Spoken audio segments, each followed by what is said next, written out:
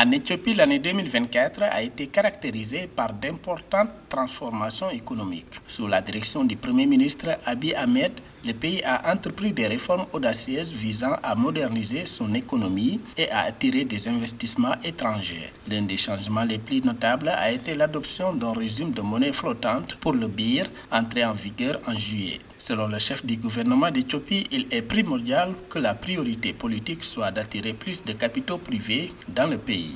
L'investissement du secteur privé en Éthiopie représente une priorité cruciale pour le futur, notamment en 2025.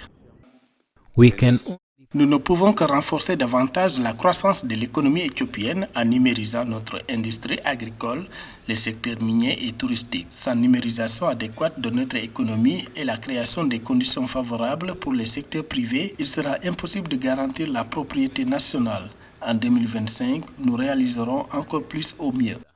L'Éthiopie navigue à travers les défis économiques et le gouvernement a dévoilé une série d'initiatives visant à stabiliser des secteurs clés, notamment l'expansion des politiques fiscales qui augmentent les investissements dans les infrastructures et les services sociaux. Une approche selon les autorités qui vise à créer des emplois.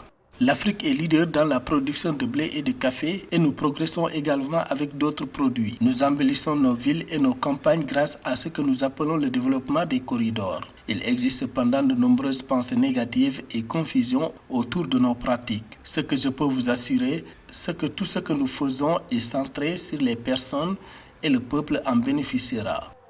À noter que l'Éthiopie est parvenue à un accord avec le FMI et la Banque mondiale pour un programme de près de 20 milliards de dollars plus tôt en 2024. Selon l'exécutif éthiopien, le prêt est assorti de conditions selon lesquelles le gouvernement devrait mener des réformes économiques majeures, notamment une plus grande ouverture.